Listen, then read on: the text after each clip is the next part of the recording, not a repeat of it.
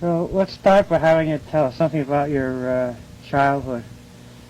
Well, when I was 2, and my dad was a commercial painter, he had small cards like your playing cards today, and each one had a color on. And he displayed this when he went to a potential customer to what color they want their house painted or the bank painted or whatever.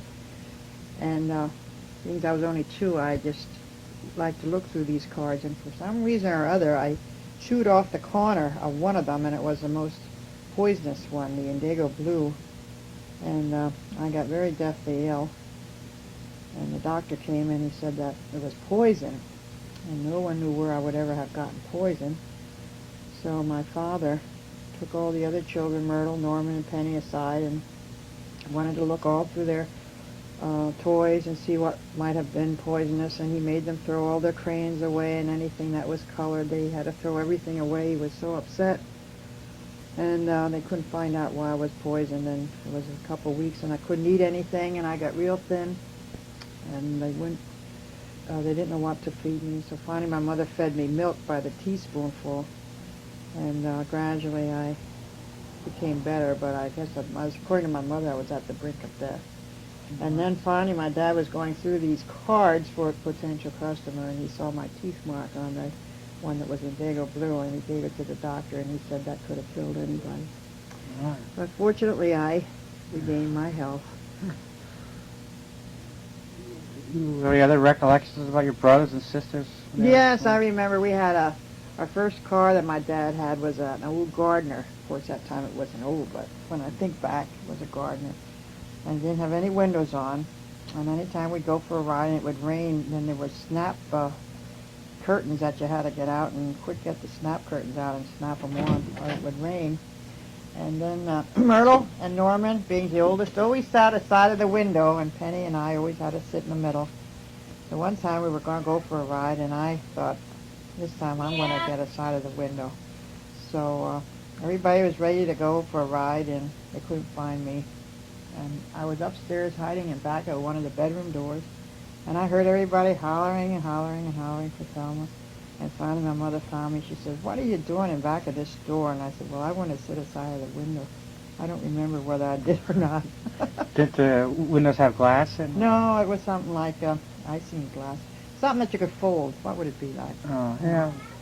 And you couldn't see out very well. You know what I mean? It was just something for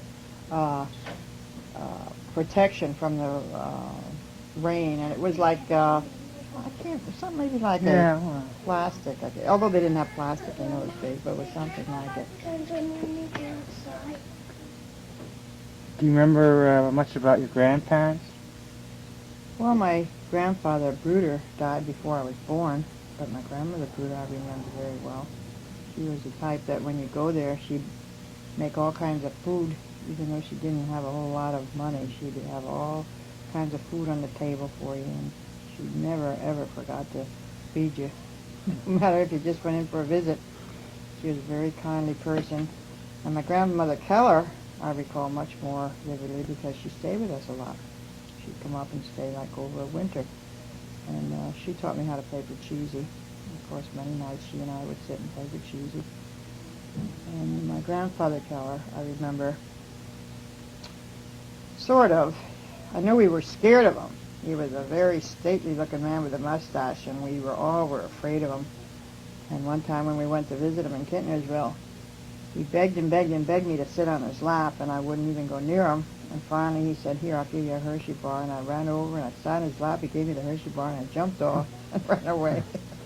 And they lived close to a hotel, and the hotel had a restaurant and a bar. And, of course, the cashier counter had candy there. So every morning we were allowed some money. I don't remember what it was, maybe just a penny. And my brother Penny and I would go over, and we'd take about a half an hour to figure out what we wanted. I guess the hotel clerk thought, "Oh my gosh, when are they going to figure out with whatever was a penny or the nickel that we had?" But that was our daily project every day. And then at the top of the hill in Ferndale was a church and a cemetery. And then every night when the sun started to go down, Grandfather Keller would walk up the hill, and we'd walk up with him. And he'd just like to walk up to the cemetery, and then we'd turn around and walk back. And he was such a sort of a strict person. We never called him Grandpa or anything. He was always Grandfather Keller, a very strict sort of and dignified name. We were just so scared of him because he always looked so severe.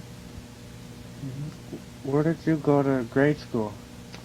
I went to Jefferson, and that's 8th and Wyoming Street, and I went there from 1st grade to 8th grade. And one time, I guess it was between 1st and 2nd grade that summer, we'd walk down to the playground every summer, and I was walking back of a swing, and I got hit. And I was unconscious, and they put me on a stretcher, and 2 people walked all the way home. It was about 8 blocks. And my mother was looking out the window, and here they were walking in with me in a stretcher, and I was unconscious. Still had the scar. Oh, yeah. You walked to grade school? Always. We walked to grade school in the morning. We walk home at noon. We have our lunch and walk back, and we walk back at night. Rain or shine, snow, no matter what the weather. And also to church. Our church was down on Cleveland Street. We'd walk there in the morning for Sunday school, and after Sunday school we'd go to church, and after church we'd walk home. And we had choir rehearsal. We'd walk down to choir rehearsal, and we'd walk home. We walked everywhere. No one took you anywhere those days. So in high school, what course did you take? I just had the general course, and I sort of look back and regret that because I feel I could have done much better if I would have had more initiative. Any activities you took? Remember you? Well, at that time they didn't have sports like they do now. I was in basketball in high school, but we didn't play intramural or interscholastic. We just, our own class when we went to gym played. And of course, girls basketball was played much differently, and I was a center, and they never got to guard or to be a forward and throw in the basket. But it was a sort of a fun game. But we didn't have the sports for girls like you have now, so there was no sports to participate in. In this high school, I was on the swimming team, but again, we didn't participate with any other schools, just in our regular classes. You took special lessons in music? Yes, when I was 14, I started to take piano lessons from Dorothy Warnpessel.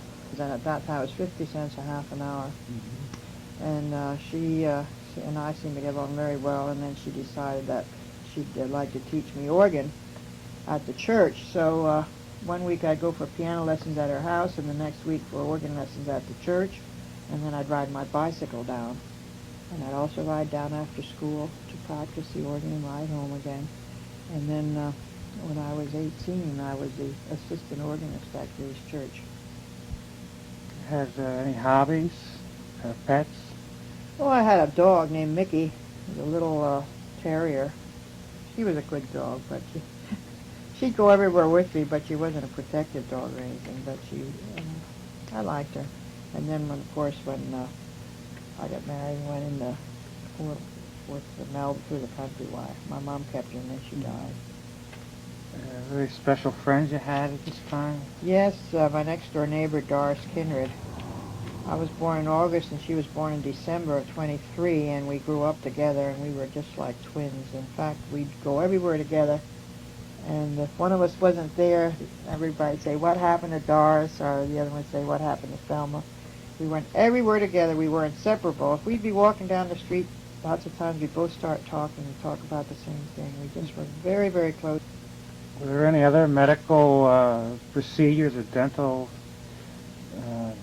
things that you had when you were... In second grade, I got scarlet fever, and at that time it was a very serious thing. I don't know, I don't hear of it anymore, but I know I was home for 2 months from second grade. I missed 2 months from second grade, and I was babied a lot. I wasn't supposed to get out of bed, and of course they waited on me hand and foot. I sort of took advantage of it, I guess, because they weren't in the room. I'd jump out of bed. And but I was out of school for 2 whole months of second grade, and at the end of the year I passed with an A. You go to the movies on Saturdays? Yes, there was a little movie called the Park Theater, and it was only 10 cents. And on Saturday afternoons they'd have these matinees. And of course they always had a continued show, and then would get the real exciting part, and then it'd say continue next week. So they'd usually have them about an 8-week series, so of course we didn't want to miss any Saturdays. We went to every one. you have any summer jobs or part-time jobs, or not none around at that time? Well, there weren't really much around, and what we did in the summer was go down swimming at the Little Lehigh, and that was, we'd go morning, noon, and night. In fact, we were called river rats, I guess. And I remember one time I was down, it was raining, and I was the only one there, but I was swimming in the rain. I just liked to swim. And my brother Penny, he was up at the top of the hill, and there used to be a cop that would guard the parkway, and his cop said to Penny, "Did you see that girl down there? She goes swimming any time of day or night. She's always here." And Penny never said it was his sister.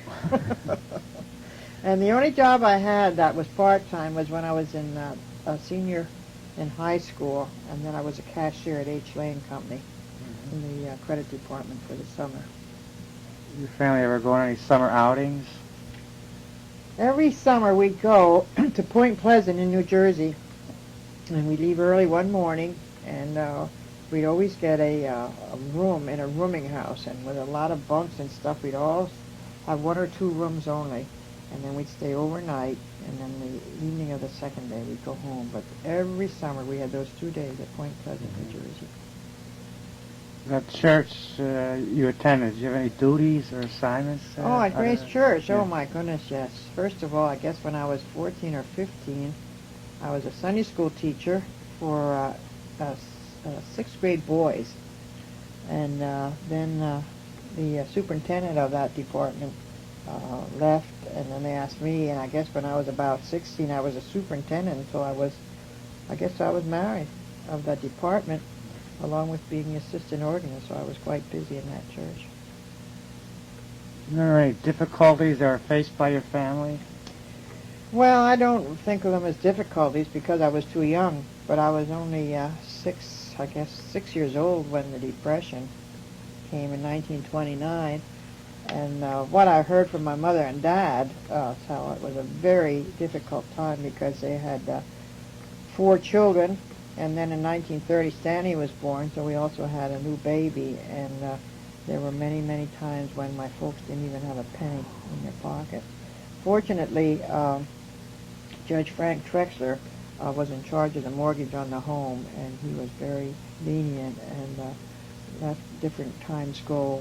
If you didn't pay the mortgage, you didn't take the house from you. So after the Depression eased up and my dad was able to get work again, then they finished paying off the house. But very, very tough times. And I know many times we'd have an apple for lunch. But I didn't realize that I was only 6 or 7. And my mother and dad never talked about it as though it was a calamity. So, and we had a happy home life. So when I look back, I never can remember any rough times. How did you celebrate holidays? Well, Easter, of course, we always went to church. And we always have hard-boiled eggs, and my mom would put them out in the yard. I don't remember ever going to an Easter egg hunt. Thanksgiving, we always went down to Easton to my Aunt Claire and Uncle Paul, and of course my Uncle Paul worked for the post office, and he never was laid off, so no matter what the climate of the country was, they always had money, so we always had a terrific Thanksgiving dinner. Oh my gosh, we used to think it was a feast. And of course, Christmas, we were always home, and then Aunt Claire and Uncle Paul came up, so they reversed it. How did you first meet your husband? Well, we used to go roller skating. He was a roller skater, and so was I, and we had never seen each other at any rink until this night of July 24th, 1941. I'm sorry, 26th. July 26th, 1941. And of course, he remembers it more vividly than I guess. He said I had a sort of a pink dress on, and he said he took one look at me and he said that was it. So he started to follow me around the rink, and of course I didn't know him, and I thought he was a smart aleck, and I guess I sort of ignored him because he asked me for a moonlight, which was a skating number that they put the lights out and just had sort of sparkled lights from the center of the rink. And then when he came for it, I was out with another fellow on the rink, and he was unhappy about that. But anyway, after the moonlight, then he came over and started skating with me, and he wouldn't go away. So finally, I went home with him, and he said, "Let's go to this restaurant. You'll never believe it was called the the Blue Pig. It was over on Tillman Street. I guess it was the first fast food restaurant in the area. And we went over, and he had this convertible, this Dodge convertible car, and he had the roof down, and he was singing all the way over, real loud, all the way over Tillman Street to this Blue Pig. How did you feel when he was drafted? Well, the war announcement came on December 7th, 1941, and we had been going places pretty much since that skating night that we met.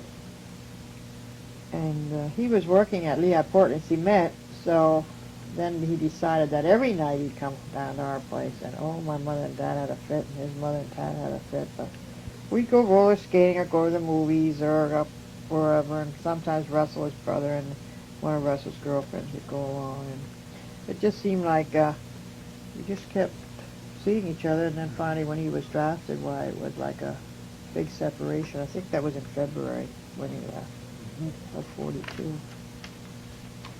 Then he came back September of 42 because his grandfather's funeral allowed him to have a furlough, and this was when we were at the funeral, and the funeral was held in his grandparents' home, and it was a small home, so we were part of the people that were seated upstairs. And I remember that during the funeral, as the minister was talking, Mel asked if I'd go back to Texas, to Oklahoma with him and get married. So that was quite a romantic proposal. And you were married in Oklahoma? Yes, when he came home that 42, and I wouldn't have known this except I had kept a diary. September 42, he came home on a furlough and gave me the engagement ring. That was September 9th, 1942. And then he didn't come home until 43 for his grandfather's funeral. So in 43 when he came home, and then we went back to Oklahoma for the wedding, and without ever knowing it, the wedding was also on September 9th. Oh, I see. So exactly a year from when I got the engagement ring.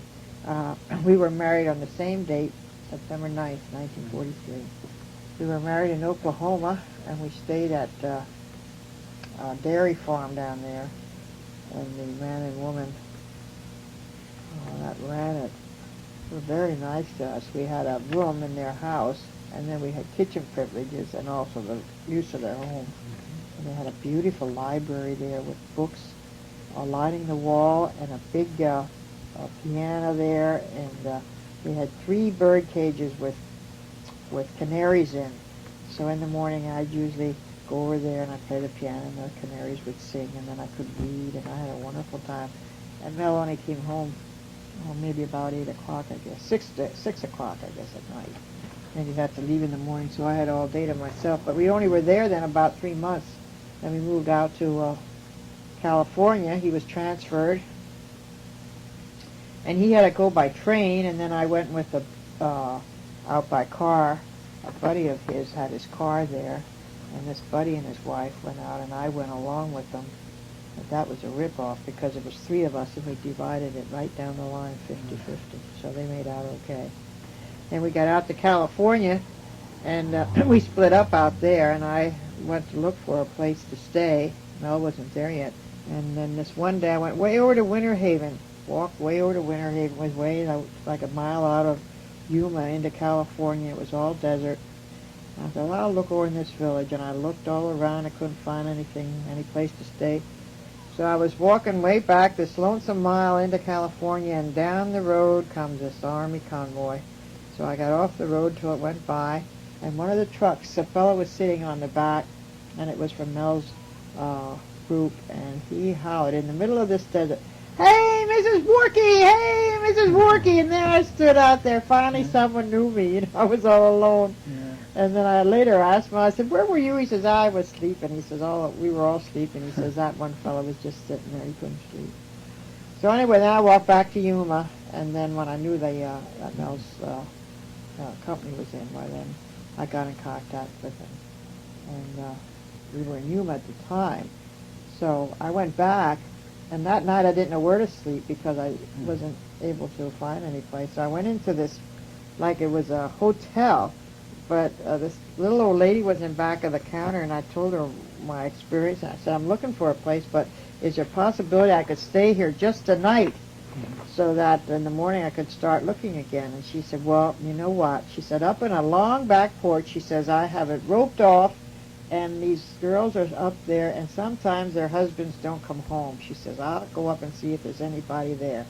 So she went up, and by darn, she came down. She said, yes, so-and-so's husband didn't come home tonight. She said, you can sleep with her. So I went up. I'll never forget this. And this long porch had sheets roped off, and then between sheets was a bed. So this girl was sleeping by the time I got up. So I went to bed, and when I got awake in the morning, she had gone. So I slept there all night. I never knew who she was or what she looked like. It cost $5. That was $5. And then I came downstairs next morning, got my suitcase, and then I found this place in Winter Haven. I went back to Winter Haven, by the way. It was a nice little village. And I found this place with a nice man and woman. They had 3 children. These are Dodsons? The Dodson family, yeah. And they had a little old house with one big main room, and then all around the house was screened off partition porches. And they gave us that one room in the middle for our bedroom. And we were there then, I guess, for about 6 months. And they had a cow in the backyard, and we have so much milk. They'd bring it in the morning, and they'd have a big jug of milk, and it was all cream, and about an inch in the bottom was just that watery stuff that you drink now. And in the 6 months I was there, I gained 10 pounds, I guess, drinking that rich milk. You say you worked for a telephone company for a while? No, electric company. Oh, electric? Electric company, yeah, up there in the desert area. And this was one time when we lived there in Winter Haven. I was walking this one lonely mile again back over to Yuma trying to get a job. And this truck went by, and he slowed down, and it was a fella in it. And in those days, you didn't have to be afraid to drive with people. And he said, are you going into town? And I said, yeah. So I'll take you in. So, of course, I went along with him. And his name was Mr. Ford. And I told him my story and everything. He said, you know, he says, I think I could use somebody. He said, would you like to work for me? I said, well, I don't know. What job do you have? Oh, he said, it'll be a jack of all trades. So I said, okay. So we went to the office in the electric company. I can't think of the name. And I became his right-hand man. And first of all, he said, can you drive? And I said, oh, sure. And I couldn't drive. So he had his truck. He said, okay, we're going to so-and-so place. So I got in this truck. And I didn't know how to shift, so I pushed the brake in instead of the clutch, and the truck flew, and his hat flew, and everything. And he dusted his hat off and came in. He said, you know what? He says, I have to go to El Centro and renew my driver's license. He says, why don't you drive there someday next week and get your California license? So he didn't ever ask if I didn't have a license. So anyway, I drove that truck enough, so I finally drove it real good.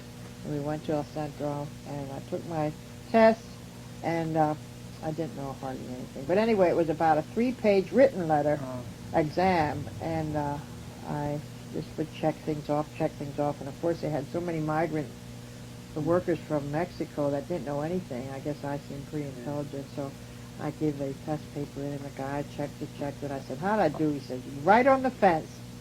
I went in the back room, and I had to have a test with a car. So I was assigned this one policeman. He was a young fellow. We went out in the car, and we sat there, and I sat in the driver's seat, and I was telling him my whole story. I used to tell everybody, you know, where I was and everything.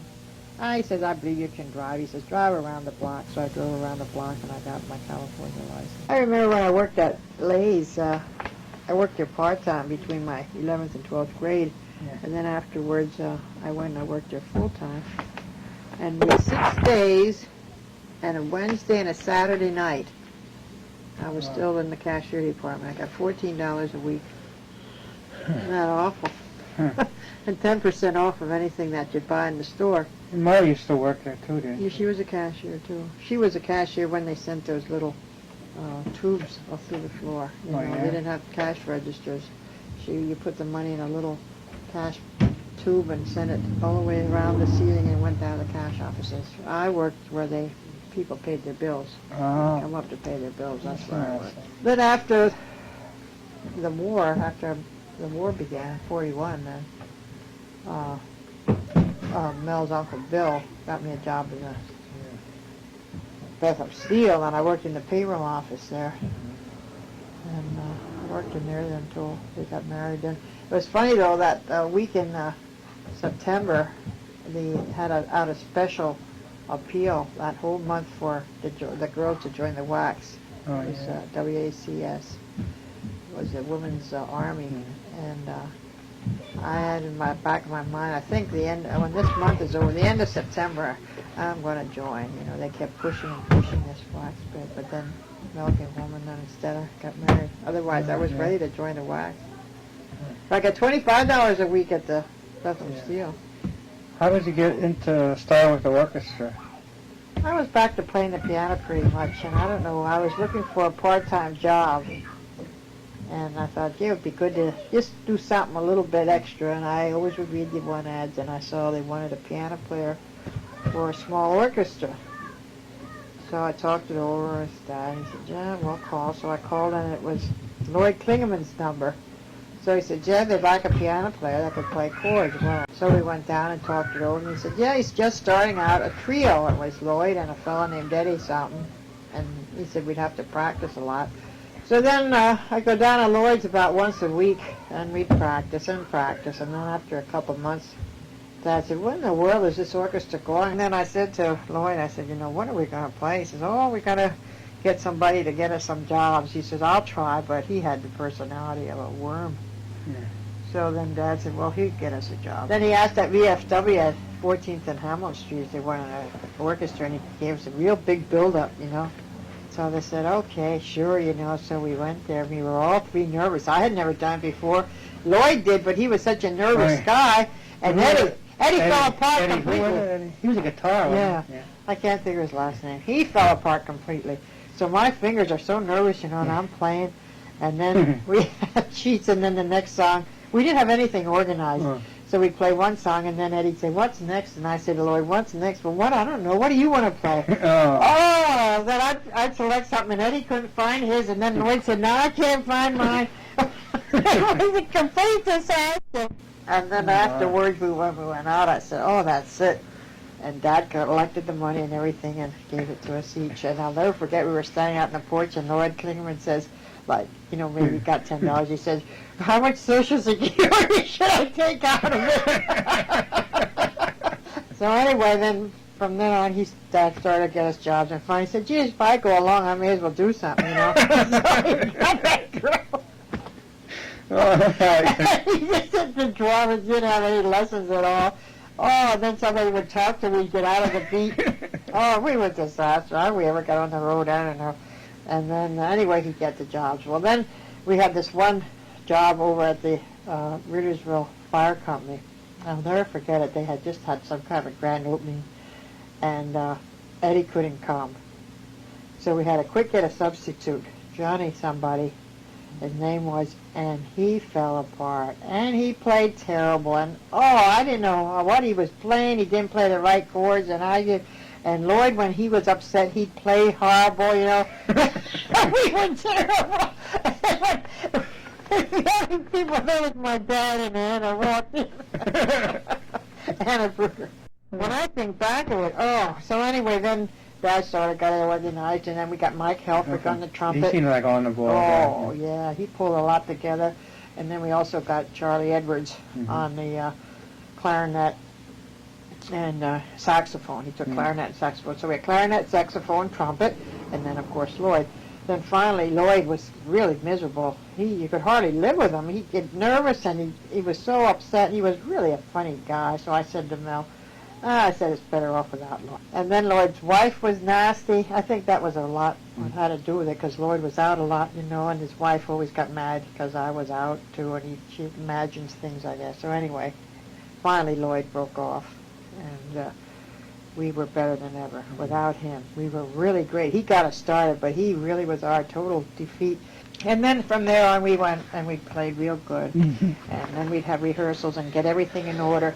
And then I got to the point where I sort of did lead. They didn't know it, but I did. I'd get the things together in what order they'd be. You know, that we had a system. And then we'd play 4 or 5 slow numbers or a polka or something fast. Or we had a nice system. Then we'd have a break and do this. When we left the house, I had a program what we were going to do, so then it was good, but it took so long to get organized. How did it phase out then? The Blue Goose took over the orchard, And then Mr. Mendez told Mel, he says, if you want to be a full-time employee of Blue Goose, there's no moonlighting. Yeah. He says, we don't want that. He says, we want you wide awake, alert on the job. And then Mike stayed on, and Charlie stayed on, and Mel and I, we had a really good thing there for a couple of years. It was really good.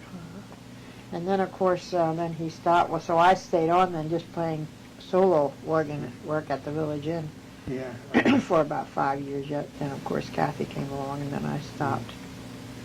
And then about a year after that, I guess, I just thought, gee, I should get out again in music. So I kept watching the one ads. Then I saw this one church. They wanted, it was at a small church and an organist for one choir. And I thought, gee, that looks good. So I applied, and by darn, as soon as a day or two later, they called me up. To Salem. Salem. And then I went down, and they had about 4 or 5 people on a music committee, and I told them what I've done in life and so forth. And I said, I'm ready to go back to church work.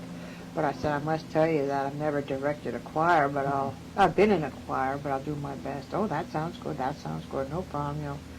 So I was there 12 years. Pop's mom was in a choir, too, in Hockey. The Presbyterian Church in Hockey. Yeah. You stayed there when Pop was in the Army yet, or when he got out? Yeah, when I came home, he was sent overseas. And then when I went home, Myrtle was at my mom's, and she had David, and she was expecting, and she had Gary in March. So my mom was pretty well. My mom wanted me to come home, but Myrtle was there, and David and the new baby, and I thought, you know, Mel wanted me to go to his folks, and nobody was there. Yeah. Dot was away, and Russ was away. So I thought, well, how would that work out? It didn't work out. Grandma worked okay to live? Well, it worked out first when I was alone. It worked out real good when I was the only one there. No problem at all. Worked out good. Then when you were born, well, then Grandma worked. All she wanted to do was take care of you. Now, at this time in my life, I would have probably thought, oh, that's great. But at that time, I wanted to take care of you because you were my only baby, you know. And then she'd say, oh, you're doing this wrong. Do it that way. And I couldn't stand it, you know. Oh, yes. And then I know I was really too strict. I'd set the alarm clock when you had to have your bottle and this and that, you know. And she'd say, just feed him when he's hungry, you know, and stuff like that. Well, a new mother's sort of really fussy about things. And then I was afraid if anybody picked you up, you know, and stuff. So I think the two of us clashed quite a bit. And then he came home, and then it didn't work out at all because Grandma worked like the baby people. Yeah. And she babied him too much, and I was more of an independent person. I think that's what, too, when you were born, I wanted to take care of you, not her, you know. And she wanted to do everything. And I sort of didn't like that. So anyway, then when Pop came out of the service, and my gosh, she babied him so much it wasn't even funny. And she always called him Honey Boy. Grandmother Warke, she meant well, but she just was a type that wanted to... She didn't want you to be independent. She wanted to do this and wanted to do that. And like I was just new at stuff. I knew I was, but I couldn't iron shirts right and stuff like that. Well, then she'd iron them and they'd be beautiful. And right now, I'd say, oh boy, good, do the iron, do that. You know, at that time, I wanted to more or less do things, and she wanted to do everything. And so finally I said to Mel, look, I said, I'm going to look for an apartment. And he said, what's wrong? This is great, you know. Grandma does the cooking and Grandma does this. Yeah, but what was I going to do, you know? Now I'd say, oh, boy, this is great. But at that time, it was just different. So I found this apartment, and I'll never forget. I didn't have much. What did I have? I didn't have any to move out but my clothing, I guess, and stuff. So that one day, then I told Grandma Warke, I said, I found an apartment in Allentown, and I said, the baby and I are moving out. And she said, oh, my goodness. She said, are you going or whatever? We didn't fight, you know, but I left, and then, of course, I left a note. I gave Grandma a note for Mel. And when he came home, I said that the baby and I moved down. I gave him the address. I said, you can come down if you want, or else if you want to stay up there, you can. But he came down. And, of course, and we paid $37.50 a month rent. You worked part-time as a lifeguard at Fountain Park? Yeah, when we lived there, yeah. Was that just for one summer or what? Yeah, just for that summer, yeah. And then I got a part-time job as a Stanley hostess on the Stanley parties. Yeah. And then finally, things didn't work out at trailers when he worked. He got a Yeah. job at trailer engineering. Things didn't work out, so we kept looking in the paper. And then it was a sort of a coin toss between two. One was a salesman for a Colgate toothpaste, and that job he would have gotten a company car, and the other one was for this job at Trexler Orchards, and he would have gotten a house. And we moved there in August of '48, and that was when we bought our furniture. Up until that time, we had odds and ends of things. My mom had given us some chairs and a little kitchen table, and I think we bought one chair from Sears. Well, then Melody was born, so we only had that one room, so with the bed and the two cribs and one chair and whatever, we didn't have much room. So when we moved up there on Main Street, then, boy, we really went wild. We got the piano and that living room set and dining room set, refrigerator, washer, and everything. We had to get everything. We walked down Hamilton Street one time. We looked in this window at Harold's, and we saw it. We said, boy, we'd like that. And we went in, and this salesman was an old man, he comes up and saw just two young kids, Could he help us? Yeah, how much is that living room suit in the window? $500. Oh, we'll take it. And he almost had a heart attack. And he got the manager, and they filled it out. We said, we'd also like to look at a dining room table. Oh, the manager went along. Yeah, we like that. We'll take it. Oh, this old man got worse, Then. And we also like a bedroom suit. How would you like to be a salesman? You bought it off for the same for the same man, the same time. The bedroom suit, the dining room suit, and the living room suit. And I bet that man went home, and I don't know if he ever got over it or not. Then I got the piano later on at Hess's. They had a sale. They sold out all their brands, and I knew the salesman, and I told him, I said, hey, hold that. I went in the day before, and I asked him to hold that piano. So I think it was about $500, and the bench was extra, but he just pushed the bench in with it for nothing. So the Pop sold his car. Yeah, then we got up there. I don't know why he just said he wasn't using the car, and why we sold I guess it. it wasn't with the kids on it. It wasn't that convenient. Oh, no, you know what? We sold that car when we were on Madison Street. Oh, Yeah. You didn't need it. Yeah, we needed it. I don't know why we sold it. I think because it was only the two-seater or something, wasn't it? Yeah, it was just a little car. Maybe because the kids. Just you and Melody. Yeah, you could carry it. No, I don't know why we sold, unless he got a good deal on it, because we used to go to my mom's, and that was far, and we'd walk all the way over there. And I didn't have a washing machine, and every Monday night, Mel would walk over to my mom's, and his big army duffel bag, he'd had the wash, and walk way over there to cover his feet. She'd do the wash. Oh, then she and my dad would bring it over, though. And then when we moved up here, we didn't have a car. We used to go, the bus came, you could get on the bus. He walked to work. The butcher truck came out front, and the bakery truck, and I could call up at the store, and they'd deliver. Yeah, we just didn't go. That's why I think I got involved in something. I had to get some time out, But then, of course, we had it nice there. I thought it was nice in the beginning. Well, anyway, then Johnny was born, and then Danny was born, and then in '55 we moved down to that other house. We liked it. Yeah, whooped her, didn't bother anybody. Oh, well, that was like moving to paradise. Remember when we moved in there? And then, of course, when you kids all left and just Kathy and I were there, it was too lonesome. Yeah. It really was. Of course, and Dad wanted that house after Mr. Lindy died. He had his heart set on the house. It became an obsession. And it was nice while he was working there. Well, it turned out. It was nice for family. It was nice. We had nice family get-togethers and everything. The only thing is, then when he left the orchard, we had to leave, too. So then we left there in the end of June in 1980. You used to have picnics at your parents' place. I remember. Yeah, my mother, every Sunday night, all the kids and grandchildren had to come home. She just loved that. And if you didn't come home, she called up, where were you? Oh, I missed you. She liked those family get-togethers every Sunday night. And it wasn't a whole lot of food or stuff, but we always enjoyed it, Yeah, she always wanted us to come home.